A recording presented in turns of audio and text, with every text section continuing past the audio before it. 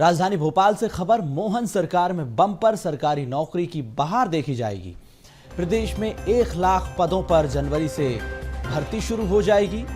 मुख्य सचिव अनुराग जैन ने विभागों से जानकारी मांगी है कि बताइए आपके विभाग में कहां पर कितने पद खाली हैं, सरकार इस पर भर्ती करने जा रही है। तो 1 लाख सरकारी पदों पर अब भर्ती की प्रक्रिया जनवरी से शुरू होगी। 2025 नया साल कितना बेमिसाल होगा भर्ती के मामले में, अब देखा जाएगा। सरकार 1 लाख पदों पर भर्ती करने जा रही है। भर्ती के लिए बजट में प्रावधान भी किया जा रहा है। प्रदेश में 7 लाख नियमित कर्मचारी रिक्त पदों की पूर्ति नहीं कर पा रहे हैं, यानी कि जो 7 लाख कर्मचारी हैं वो भी कम पड़ रहे हैं अलग अलग विभागों में।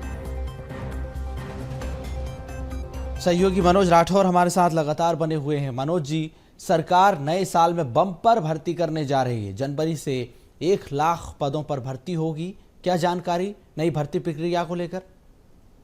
जी बिल्कुल, मध्य प्रदेश के तमाम सरकारी विभागों में ये मांग की जा रही थी सरकार से कि उनके डिपार्टमेंट में जो रिक्त पद है उस पर भर्ती प्रक्रिया शुरू की जाए। हालांकि अब जो है मुख्यमंत्री डॉक्टर मोहन यादव के जो निर्देश थे, उस निर्देश के बाद अब सभी विभागों के जो प्रमुख हैं उनसे जानकारी जुटाई गई थी, यानी जानकारी जो है उनको भेजना है और उसी जानकारी के अनुसार जो है ये भर्तियां होंगी।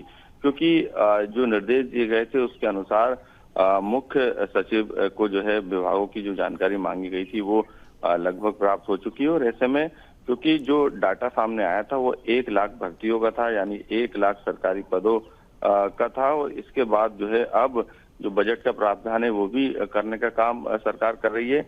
आने वाले समय में जो है करीब जनवरी से इस भर्ती प्रक्रिया को शुरू किया जाएगा। क्योंकि जो सरकार का जो भर्ती बोर्ड है उसके द्वारा कुछ भर्तियां की जाएगी, कुछ भर्तियां सीधी की जाएगी।